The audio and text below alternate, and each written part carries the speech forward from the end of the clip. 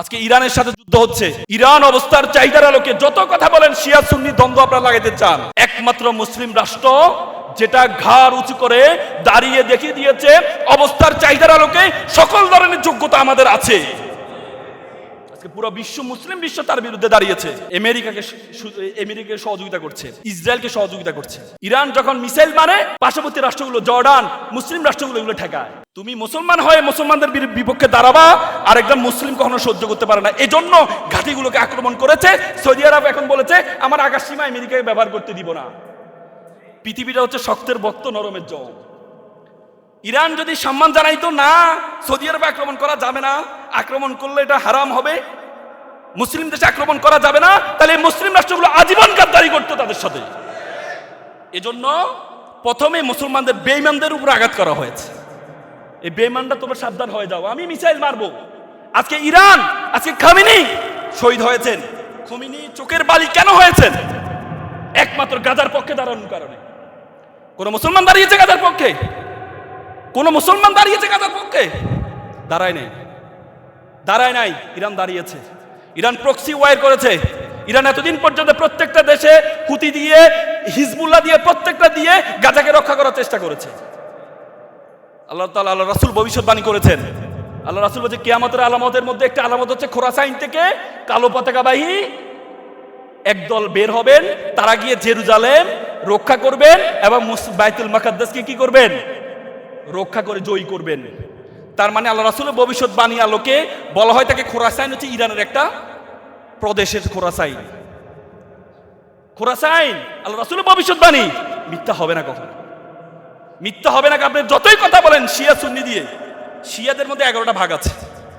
আমাদের অনেক সুন্নি আছে না, যারা নিজেরা নবী দাবি করে, আছে কিনা? কাদিয়ানি আছে না? আপনি যদি বলেন আরে সুন্নি মানে নবী দাবি করে, সুতরাং এরা হচ্ছে কি, এদের সাথে কথা বলা যাবে না, হারাম হারাম হারাম বললে হবে? শিয়াদের মধ্যে 11টা ভাগ আছে।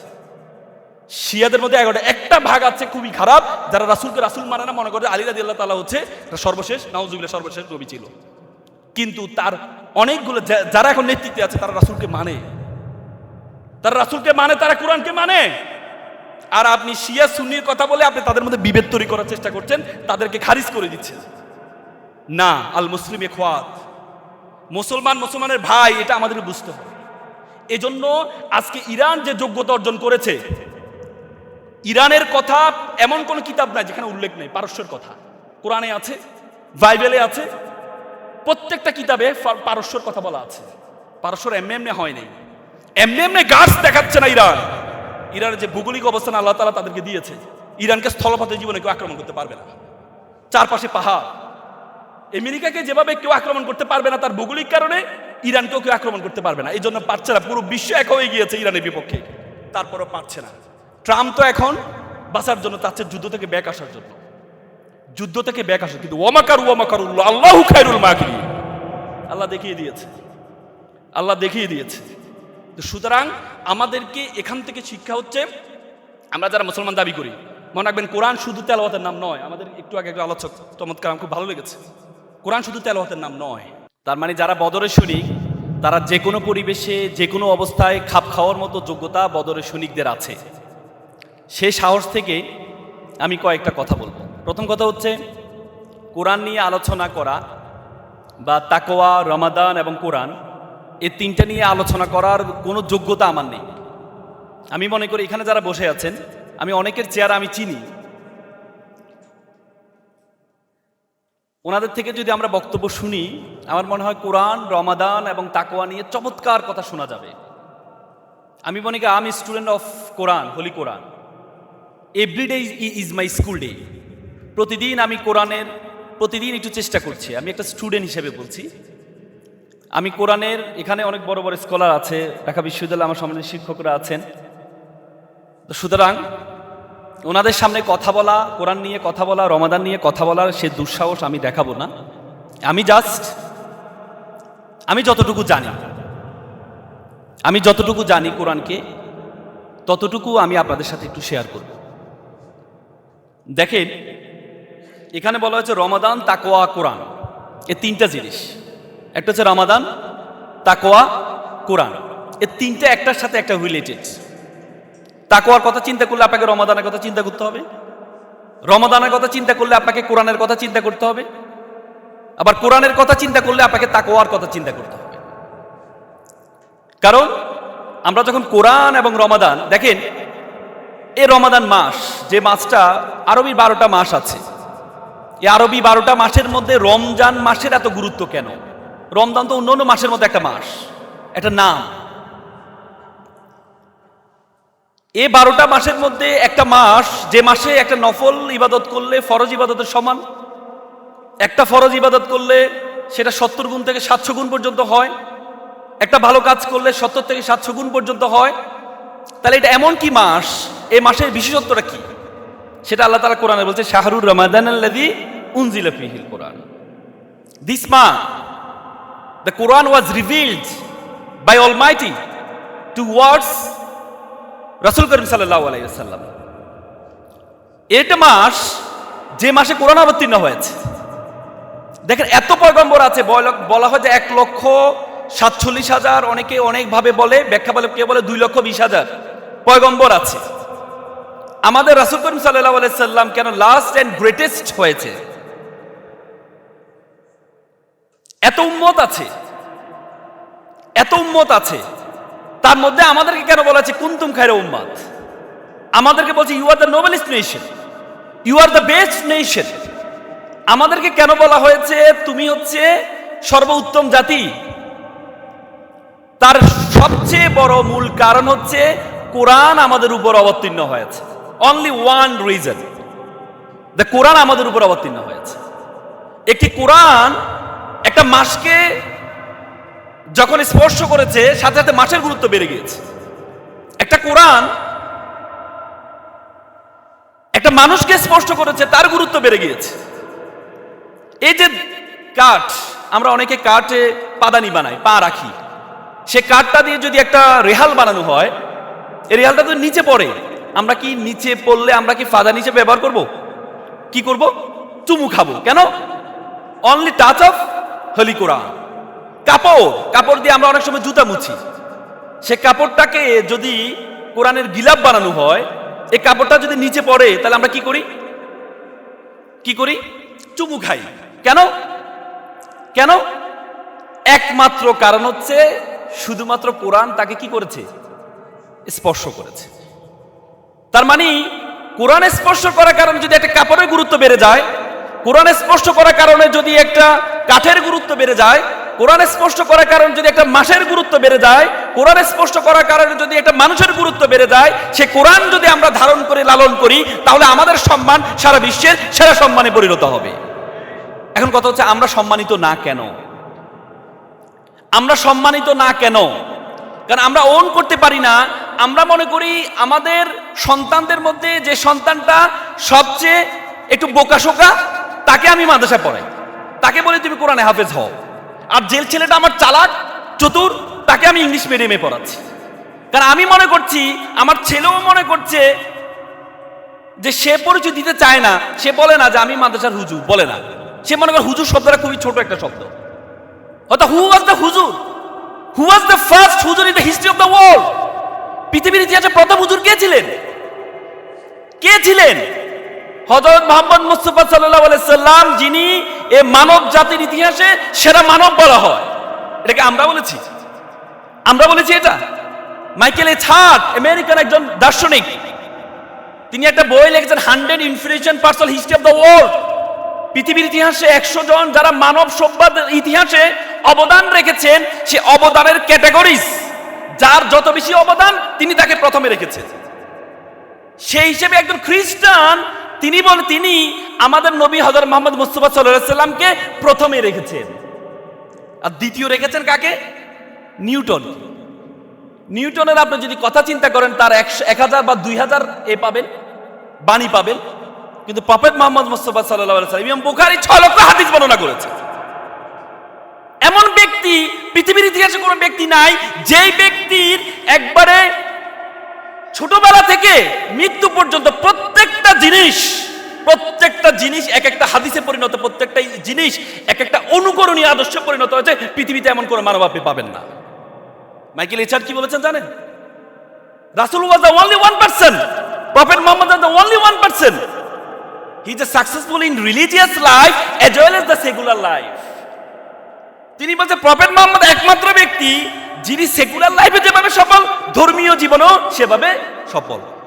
আমরা অনেক দার্শনিকের কথা বলি, যেমন বার্নার্ড রাসেল আজীবন বলেছেন যে তোমরা বিয়ে শাদী করো না, বিয়ে শাদী করলে তোমরা বড় হইতে পারবে না। তো বার্নার্ড রাসেল বিয়ে করছে 3টা। তো তারা জিজ্ঞেস করলো যে আপনি তো সবসময় বিয়ের বিরুদ্ধে কথা বলছেন, কিন্তু বিয়ে আপনি 3টা করলেন কেন? তিনি বলেছেন আমি যেটা বলেছি সেটা হচ্ছে আমার দর্শন, আর আমি যেটা করেছি সেটা আমার জীবন। তার মানে তাদের জীবন, তাদের দর্শন এক ছিল না কখনো। একমাত্র ব্যক্তি যার জীবন, দর্শন, প্রত্যেকটা জিনিস সমান সমান, তিনি হযরত মুহাম্মদ মুস্তাফা সাল্লাল্লাহু আলাইহি ওয়াসাল্লাম। সে নবী ছিলেন হুজুর, আর আমরা নিজেরা হুজুর বলতে লজ্জা পাই। আমরা নিজেরা কি বলি? হুজুর বলতে লজ্জা পাই। আল্লাহ রাসূল বলেছেন খায়রুকুম মান তাআল্লামাল কুরআনা ওয়া আল্লামাহু। আল্লাহ রাসূল বলেছেন who is the best, who teach the Quran and who learn the Quran. তোমাদের মধ্যে সেরা হচ্ছে সে যে নিজে কোরআন শিক্ষা করে এবং অন্যকে শিক্ষা দেয়। আল্লাহ রাসূল বলেছে আহলুল কোরআন ওয়া আহলুল্লাহ, যারা কোরআনের আহল তারা আল্লাহর পরিবারের সদস্য। সুবহানাল্লাহ বলবেন না? সুবহানাল্লাহ আলহামদুলিল্লাহ বলার সবসময় চেষ্টা করবেন। একটা হাদিস পড়ে আমি ওদিন অবাক হলাম। হাদিসে বলেছে সুবহানাল্লাহ আলহামদুলিল্লাহ তামলাউ ওয়া তামলানে ফিল মিজান। বলো কেউ যদি একবার সুবহানাল্লাহ পড়ে, একবার আলহামদুলিল্লাহ পড়ে, আসমান এবং জমিনে যতটুকু ফাঁকা আছে ততটুকু সব তার আমলনামা দেয়া হয়। তার মানে আল্লাহর পরিবারের সদস্য হচ্ছে যারা কোরআন পড়ে। আমরা একটা মন্দির পরিবারের সদস্য, একটা এমপির পরিবারের সদস্য হলে কি ভাবসাবটা দেখাই না? কি ভাবসাব? এমপির পরিবারের সদস্য, আর উনি চেয়ারম্যানের পরিবারের সদস্য। আর আল্লাহ বলছে আমার পরিবারের সদস্য যারা তোমরা কোরআন পড়বা। আর সেই পরিবারের সদস্যরা আমরা নিজেরা লজ্জা পাই হুজুর বলতে। আমার সন্তানটাকে মাদ্রাসা পড়াই, এটা আমি আমার প্রতিবেশীকে বলতে চাই না। যে প্রতিষ্ঠানটার নামের সাথে স্কুল শব্দ আছে, ইসলামিক স্কুল, সেখানে পড়াই, মাদ্রাসা বললে আমরা পড়াই না। আচ্ছা মাদ্রাসা শিক্ষা কি? মাদ্রাসা শিক্ষা কি? মিম দাল র সিন। মিম মানে মক্কা এন্ড মদিনা, দাল মানে দার্স, রা মানে রহমত, আর সিন মানে সাকিনা। যে নলেজের মধ্যে রহমত সকিনা আছে, যে নলেজ মক্কা এবং মদিনার নলেজ, সেটা হচ্ছে মাদ্রাসা। আর আমরা সেটা লজ্জা পাই। এজন্য প্রথম কথা হচ্ছে আপনাকে যদি নিজেকে বড় মনে করতে হয়, প্রথমে নিজের মধ্যে ভাব নিয়ে আসতে হবে আমি বড়। পৃথিবীতে এমন কোন কিতাব নেই এত কারনুন শব্দ থেকে আসে অধিক পঠিত কোরআন। এখনো পর্যন্ত একটা তাত্ত্বিকভাবে, বৈজ্ঞানিকভাবে একটা থিওরিও কোরআনের এটা সাংঘর্ষিক বের করতে পারে নাই। হয়তো সাময়িক আমাদের কাছে মনে হয়েছে এটা ভুল, আমাদের কাছে ভুল মনে হয়েছে। এক সময় শরীয়তে বলা হয়েছে যে চাক্ষুষ সাক্ষী হচ্ছে সবচেয়ে বড় সাক্ষী, বলেছে না? তখন আমাদের যারা এভিডেন্স, যারা আইন প্রণেতা আছে, তারা বলছে কে বলছে চাক্ষুষ সাক্ষী সবচেয়ে বড় সাক্ষী? ভিডিওগ্রাফি, যদি ভিডিও দেখা যায় এটা হচ্ছে সবচেয়ে বড় সাক্ষী, কারণ ভিডিওতে দেখা যাচ্ছে চোর চুরি করছে, আর আরেকজন বলছে অমুক চুরি করছে। কোনটা উত্তম? যেটা ভিডিওতে দেখা যায় ওইটা। তখন আমাদের কাছে কোরআনের এই বিধানটাকে আমাদের কাছে কেন যেন ব্যাখ্যাপ্পা মনে হচ্ছে। কথা তো সত্য, ভিডিও হলে না সবচেয়ে বড় সাক্ষী। কিন্তু এআই আসার পরে প্রমাণিত হয়েছে ভিডিও দেখা গেলে এই ভিডিও আর সাক্ষী হয় না, এই ভিডিও এআই দিয়ে বানানো যায়। এখন এআই আসার পরে সবাই স্বীকার করে নিয়েছে চাক্ষুষ সাক্ষীর উপরে বড় কোনো সাক্ষী হতে পারে না। তার মানে কোরআনের বিধানগুলো আমাদের কাছে সাময়িক কি মনে হবে একটু ব্যাখ্যাপ্পা। 1500 বছর আগের কোরআন, কত বছর আগে? 1500 বছর আগের কোরআন এখন কি খাপ খাবে? আমাদের কাছে অনেক সময় মনে হয় কিন্তু কোরআনের প্রত্যেকটা বিধান, ছোটবেলা আমরা ভাবতাম আমাদেরকে আল্লাহ তাআলা বলছে যে তোমাদেরকে আমি ভালো আমলনামা তোমাদের ডান হাতে দিব, আর পুরো জীবনের খারাপ আমলনামা কোথায় দিব? বা আমরা বলি কি রে ভাই, 70, 75, 80 বছরের আমলনামা এক হাতে কিভাবে দিবে? আমি ছোটবেলা আমরা ভাবতাম এটা তো মনে হচ্ছে ব্যাখ্যাপ্পা বলতাম না আমরা।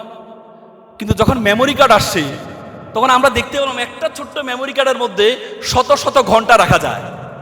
তখন কি আর আমাদের কাছে যে আগে যেটা ধারণা করেছিলাম এটা কি ব্যাখ্যাপ্পা মনে হয়েছিল? আল্লাহ বলেছে সর্বনিম্ন জান্নাত আমি যেটা দিব সেটা 10টা পৃথিবীর সমান।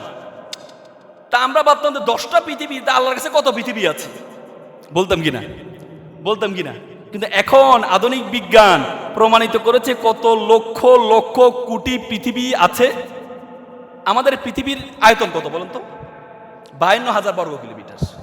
এই 52,000 বর্গ কিলোমিটার পৃথিবীটাকে যদি আমরা যে সূর্যটা দেখতে পাই, সূর্যের মধ্যে যদি ঢুকিয়ে দেওয়া হয়, তাহলে 13 লক্ষ পৃথিবী ঢুকিয়ে দেওয়া সম্ভব। কত লক্ষ? 13 লক্ষ।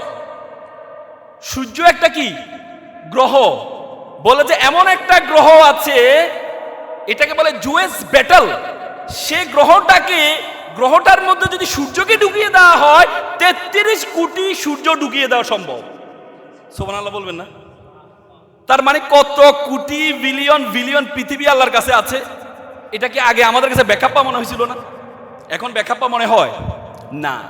তো সুতরাং যে কোরআন আমরা ধারণ করছি, ফ্রান্সের একজন চিকিৎসক ছিলেন ডক্টর মরিস বুকাইলি, নাম শুনেছেন মনে হয়। মরিস বুকাইলি উনি মমি বিশেষজ্ঞ ছিলেন। আপনারা জানেন 1880 সালে ফেরাউনের এটা পাওয়া গেছে, বমির লাশটা পাওয়া গিয়েছিল। পরবর্তীতে এটাকে নিয়ে মিশরের এতে রাখা হয়, জাদুঘরে রাখা হয়। পরবর্তী ফ্রান্স এটাকে অনুরোধ করে তারা একটু গবেষণা করবে এই লাশটা দেওয়ার জন্য। পরে ফ্রান্সকে দেওয়া হয়, মরিস বুকাইলিকে প্রদান করে সেটাকে গবেষণা করতে বলা হয়।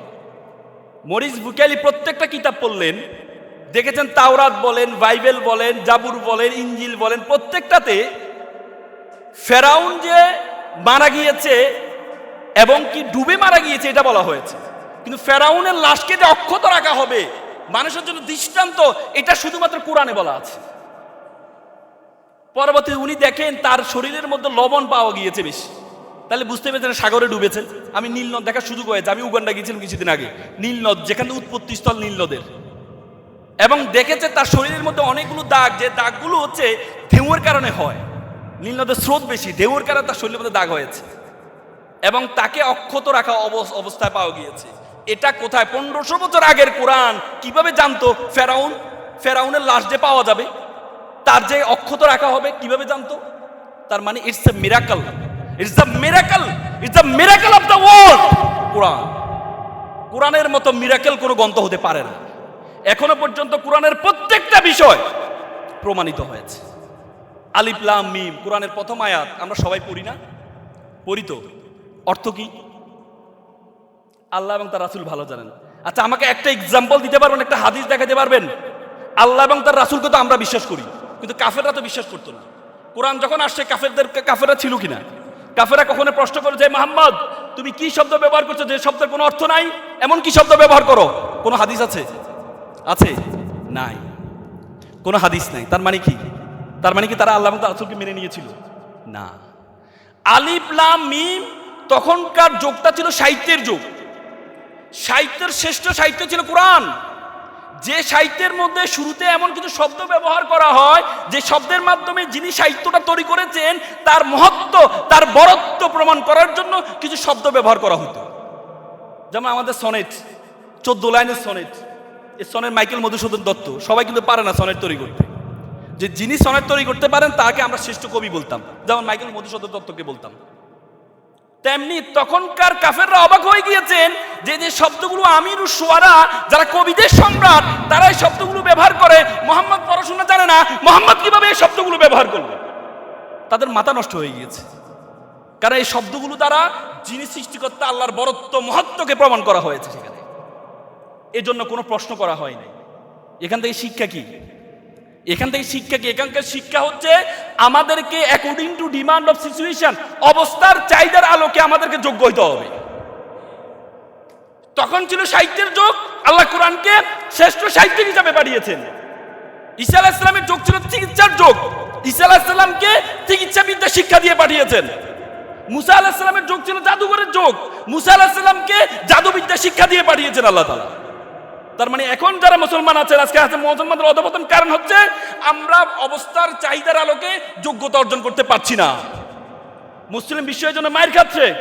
আজকে ইরানের সাথে যুদ্ধ হচ্ছে, ইরান অবস্থার চাহিদার আলোকে যত কথা বলেন শিয়া সুন্নি দ্বন্দ্ব আপনারা লাগাইতে চান, একমাত্র মুসলিম রাষ্ট্র যেটা ঘাড় উঁচু করে দাঁড়িয়ে দেখিয়ে দিয়েছে অবস্থার চাহিদার আলোকে সকল ধরনের যোগ্যতা আমাদের আছে। আজকে পুরো মুসলিম বিশ্ব তার বিরুদ্ধে দাঁড়িয়েছে। আমেরিকাকে সহযোগিতা করছে, ইসরায়েলকে সহযোগিতা করছে। ইরান যখন মিসাইল মারে, পার্শ্ববর্তী রাষ্ট্রগুলো, জর্ডান, মুসলিম রাষ্ট্রগুলো এগুলো ঠেকায়। তুমি মুসলমান হয়ে মুসলমানদের বিপক্ষে দাঁড়াবা, আর একদম মুসলিম কখনো সহ্য করতে পারে না। এজন্য ঘাঁটিগুলোকে আক্রমণ করেছে। সৌদি আরব এখন বলেছে আমার আকাশ সীমা আমেরিকাকে ব্যবহার করতে দিব না। পৃথিবীটা হচ্ছে শক্তের বক্ত, নরমের জল। ইরান যদি সম্মান জানাইতো না, সৌদি আরবে আক্রমণ করা যাবে না, আক্রমণ করলে এটা হারাম হবে, মুসলিম দেশে আক্রমণ করা যাবে না, তাহলে মুসলিম রাষ্ট্রগুলো আজীবন গাদ্দারি করতো তাদের সাথে। এজন্য প্রথমে মুসলমানদের বেঈমানদের উপর আঘাত করা হয়েছে। এই বেঈমানটা তোমরা সাবধান হয়ে যাও, আমি মিসাইল মারবো। আজকে ইরান, আজকে খামেনি শহীদ হয়েছেন। খামেনি চোখের বালি কেন হয়েছেন? একমাত্র গাজার পক্ষে দাঁড়ানোর কারণে। কোন মুসলমান দাঁড়িয়েছে গাজার পক্ষে? কোন মুসলমান দাঁড়িয়েছে গাজার পক্ষে? দাঁড়ায় নাই, দাঁড়ায় নাই। ইরান দাঁড়িয়েছে। ইরান প্রক্সি ওয়ার করেছে। ইরান এতদিন পর্যন্ত প্রত্যেকটা দেশে হুতি দিয়ে, হিজবুল্লাহ দিয়ে, প্রত্যেকটা দিয়ে গাজাকে রক্ষা করার চেষ্টা করেছে। আল্লাহ তাআলা, আল্লাহ রাসূল ভবিষ্যৎবাণী করেছেন। আল্লাহ রাসূল বলেছে কিয়ামতের আলামতের মধ্যে একটা আলামত হচ্ছে খোরাসাইন থেকে কালো পতাকাবাহী একদল বের হবেন, তারা গিয়ে জেরুজালেম রক্ষা করবেন এবং বাইতুল মুকাদ্দাসকে কি করবেন? রক্ষা করে জয়ী করবেন। তার মানে আল্লাহ রাসূলের ভবিষ্যৎবাণী আলোকে বলা হয় তাকে খোরাসাইন হচ্ছে ইরানের একটা প্রদেশের খোরাসাইন। খোরাসাইন আল্লাহ রাসূলের ভবিষ্যৎবাণী মিথ্যা হবে না, কখনো মিথ্যা হবে না। আপনি যতই কথা বলেন শিয়া সুন্নি দিয়ে, শিয়াদের মধ্যে 11টা ভাগ আছে। আমাদের অনেক সুন্নি আছে না, যারা নিজেরা নবী দাবি করে, আছে কিনা? কাদিয়ানি আছে না? আপনি যদি বলেন আরে সুন্নি মানে নবী দাবি করে, সুতরাং এরা হচ্ছে কি, এদের সাথে কথা বলা যাবে না, হারাম হারাম হারাম বললে হবে? শিয়াদের মধ্যে 11টা ভাগ আছে। শিয়াদের মধ্যে 11টা। একটা ভাগ আছে খুবই খারাপ, যারা রাসূলকে রাসূল মানে না, মনে করে আলী রাদিয়াল্লাহু তাআলা হচ্ছে সর্বশেষ, নাউজুবিল্লাহ, সর্বশেষ নবী ছিল। কিন্তু তার অনেকগুলো যারা এখন নেতৃত্বে আছে তারা রাসূলকে মানে, তারা রাসূলকে মানে, তারা কোরআনকে মানে। আর আপনি শিয়া সুন্নির কথা বলে আপনি তাদের মধ্যে বিভেদ তৈরি করার চেষ্টা করছেন, তাদেরকে খারিজ করে দিচ্ছেন। না, আল মুসলিম ইখওয়াত, মুসলমান মুসলমানের ভাই, এটা আমাদের বুঝতে হবে। এজন্য আজকে ইরান যে যোগ্যতা অর্জন করেছে, ইরানের কথা এমন কোন কিতাব নাই যেখানে উল্লেখ নেই। পারস্যের কথা কোরআনে আছে, বাইবেলে আছে, প্রত্যেকটা কিতাবে পারস্যের কথা বলা আছে। পারস্যর এমনি হয় নাই, এমনি গাছ দেখাচ্ছে না ইরান। ইরানের যে ভৌগোলিক অবস্থান আল্লাহ তাআলা তাদেরকে দিয়েছে, ইরানকে স্থলপথে জীবনে কেউ আক্রমণ করতে পারবে না। চারপাশে পাহাড়। আমেরিকাকে যেভাবে কেউ আক্রমণ করতে পারবে না তার ভৌগোলিক কারণে, ইরানকেও কেউ আক্রমণ করতে পারবে না। এই জন্য পারছে না। পুরো বিশ্ব এক হয়ে গিয়েছে ইরানের বিপক্ষে, তারপরও পারছে না।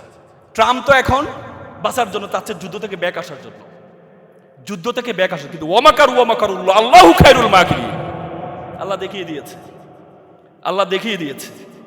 সুতরাং আমাদেরকে এখান থেকে শিক্ষা হচ্ছে, আমরা যারা মুসলমান দাবি করি, মনে রাখবেন কোরআন শুধু তেলাওয়াতের নাম নয়। আমাদের একটু আগে একটা আলোচক চমৎকার, আমার খুব ভালো লেগেছে। কোরআন শুধু তেলাওয়াতের নাম নয়। বলুন তো, আমরা কি চোখ দিয়ে দেখি নাকি আলো দিয়ে দেখি? বলুন তো, আমরা কি চোখ দিয়ে দেখি নাকি আলো দিয়ে দেখি? আলো দিয়ে দেখি। আলো দিয়ে দেখি, আলো আছে কিন্তু চোখ নাই, দেখি? এবার বলুন চোখ দিয়ে দেখি। চোখ যদি দেখি, চোখ আছে আলো নাই, দেখি? তার মানে কি দুইটার সমন্বয় আমরা দেখি, কম্বিনেশন অফ বোথ। আলো এবং কি চোখ, দুইটার সমন্বয়। তেমনি কোরআন শব্দ এবং অর্থ দুইটার নাম। কোরআন শুধুমাত্র তেলাওয়াতের নাম নয়। কোরআন শুধু আপনাকে তেলাওয়াত করার জন্য পাঠান নাই, কোরআনকে পাঠানো হয়েছে অ্যাজ এ কনস্টিটিউশন। কোরআন এমন একটা কিতাব যার মধ্যে জুতায় সেলাই থেকে রাষ্ট্র পরিচালনা পর্যন্ত প্রত্যেকটা জিনিস আছে, সেটা হচ্ছে ওলি কোরআন। আর আপনি কোরআনটা কি তেলাওয়াত করেন? ধরুন আপনার একটা কাজের লোক আছে, কাজের লোক একটা লিস্ট দিলেন, যাও বাবা লিস্টটা 1 কেজি আলু, 2 কেজি চিনি, 3 কেজি মশলা নিয়ে আসবা। সে নিল, নিয়ে কি করলো? পড়লো আর মুখস্থ করলো। একটু পরে আপনি তারা বললেন বাবা নিয়ে আসছো, স্যার আমি তো মুখস্থ করে ফেলেছি। আপনি খুশি হবেন? আপনি কি বলবেন?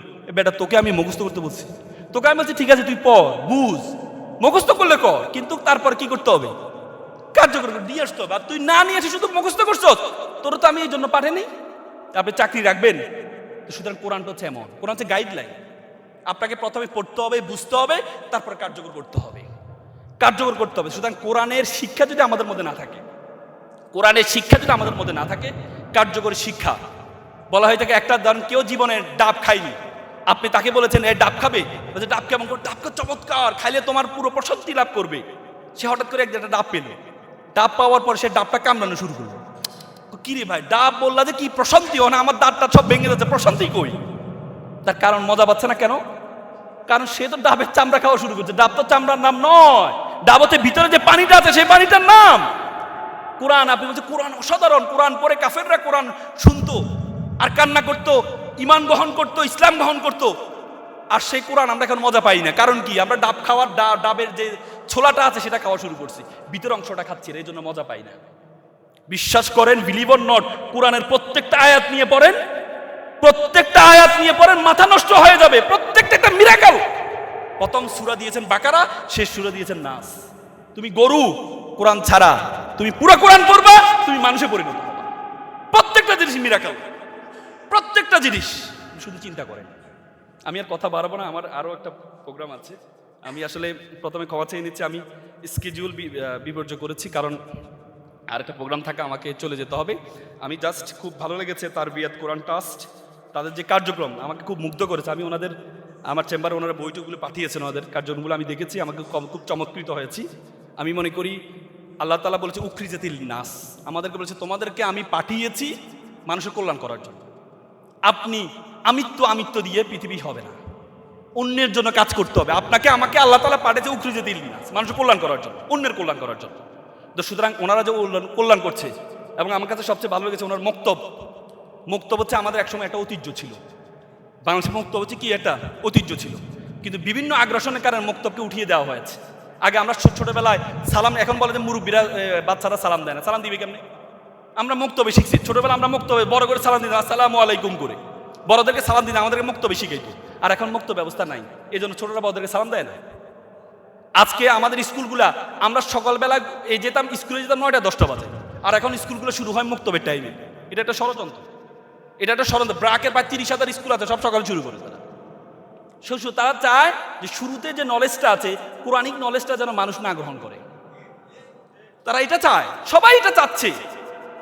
আপনি জানেন, আপনি আয়ারল্যান্ডে যান, পৃথিবীর সবচেয়ে শান্তির দেশ বলা ফিনল্যান্ড।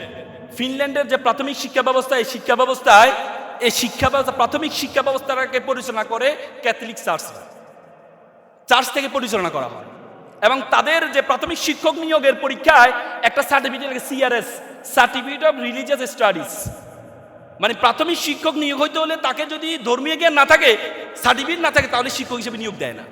তার মানে তারা মনে করে শুরুতে যদি ধর্মীয় জ্ঞান না দেওয়া হয়, আপনি একটা গাছ বাঁকা লাগাইলেন, বড় হওয়ার পর দেখলেন এটা ঘরের ভিতরে ডুবে যাচ্ছে, আপনি চাইলে সোজা করতে পারবেন?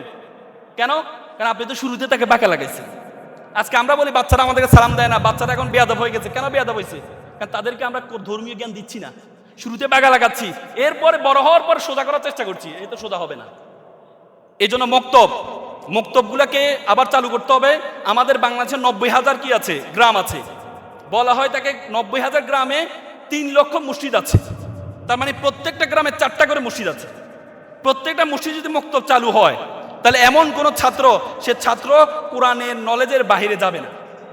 কিন্তু মক্তবগুলোকে আমরা অবহেলিত রাখি, মক্তবগুলোকে আমরা বারান্দা পড়াই, এসি ভিতরে বারান্দায় মক্তব পড়াই। মক্তবগুলো একটা ভয়ঙ্কর রূপ দিয়েছি। পোলাপানি একটা আকর্ষণ কি, দেখতে সুন্দর এমন জায়গা, মানে আপনি মক্তবে বারান্দা পড়ান, পোলাপানি ওখানে যেতে চায় না। কারণ স্কুলগুলোতে এখন খেলনা দিয়ে খেলানো হয়, খেলনার সকল সরঞ্জাম থাকে, স্কুলে যেতে চায়, মক্তবে যেতে চায় না। এই জন্য মক্তবগুলোকে একটু সৌন্দর্যমণ্ডিত করতে হবে। মক্তবগুলোতে সুযোগ সুবিধা, মক্তব বারান্দা না, মক্তব মসজিদের ভিতরে এসির মধ্যে হবে, সেটা আপনারা চালু করেন। সৌন্দর্যমণ্ডিত খেলাধুলার সুযোগ রাখতে হবে। বলা হয় তাকে, আমরা এখন মসজিদে বাচ্চারা যখন যায় কথা বলে বাচ্চাদেরকে বের করে দিই না। তুরস্কে মসজিদের মধ্যে লেখা আছে, যদি আপনার মসজিদের পিছন থেকে বাচ্চাদের চিৎকার যদি শোনা না যায়, তাহলে মনে করতে হবে আপনার আগামী প্রজন্ম কি অন্ধকার অন্ধকার অন্ধকার। তো সুতরাং এই বাচ্চাদেরকে চাকচিক্যময় করার জন্য মক্তবগুলোকে সৌন্দর্যমণ্ডিত করতে হবে। আপনারা উদ্যোগ গ্রহণ করেন, আমরা আছি। ফান্ডে কোনো সমস্যা হবে না। আমি এর আগে আরেকটা প্রোগ্রামে বলেছি, আপনারা ফান্ডের মক্তবটাকে খেলাধুলার স্থলে ওদেরকে কোরআন হাদিস পড়ান। এটার জন্য ফান্ডে কোনো সমস্যা হবে না। আল্লাহর রহমতে ইসলামের কাজের জন্য ফান্ডে কখনো প্রবলেম হয়েছে? কখনো হবে না। আমরা আপনাদের সাথে আছি। আপনারা মক্তব কার্যক্রম চালান, এবং যে 3 লক্ষ মসজিদ আছে, প্রত্যেকটা মসজিদে মক্তব কার্যক্রম শুরু করেন। ইনশাআল্লাহ আগামীর বাংলাদেশ হবে কোরআনের বাংলাদেশ।